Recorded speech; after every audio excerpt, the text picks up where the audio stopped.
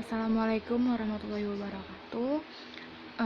Saya Vika Budianti dari Sistem Informasi Batch 8B. Di sini saya akan menjelaskan tentang perancangan database. Nah, di sini itu ada pendahuluannya itu saya akan bahas tahap-tahap dan perancangan database pada database yang digunakan oleh single user atau hanya beberapa user saja. Tetapi jika ukuran database yang sedang atau besar, perancangan database akan menjadi sangat kompleks.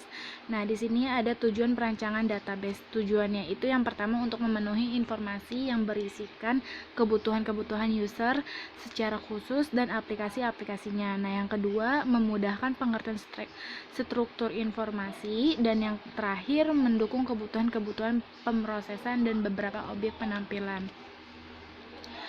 Di sini selanjutnya ada proses perancangan database. Proses perancangan database terdiri dari 6 tahap.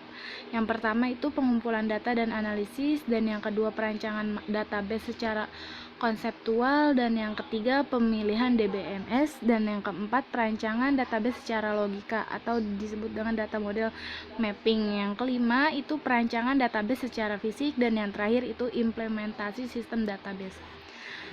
Secara khusus, proses perancangan berisi dua aktivitas paralel. Yang pertama itu aktivitas yang melibatkan perancangan dari isi data dan struktur database.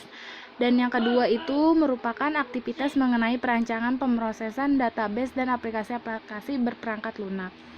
Nah, di sini ada tahap-tahapnya, yaitu ada tahap 1 dan 6. Kadang-kadang bukan merupakan bagian dari perancangan database, sedangkan yang merupakan inti proses perancangan database adalah tahap kedua, 4, dan 5. Tahap pertamanya itu yaitu pengumpulan data dan analisis. Dan yang kedua itu ada tahap perancangan database secara konseptual. Pada tahap ini akan dihasilkan konseptualnya. Dan yang ketiga itu ada tahap pemilihan DBMS.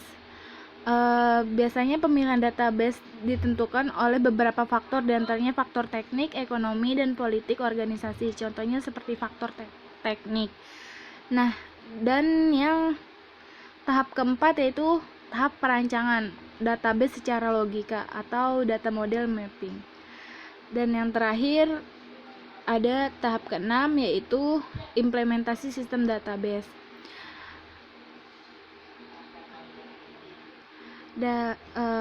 Penutup dari saya, jadi dalam merancang database itu ada 6 tahap. Dalam perancangan database ini penting sekali untuk dilakukan sebaik-baiknya agar menghasilkan sistem yang sangat bagus.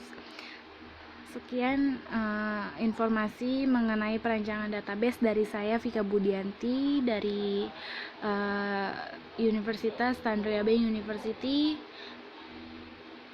Selamat malam.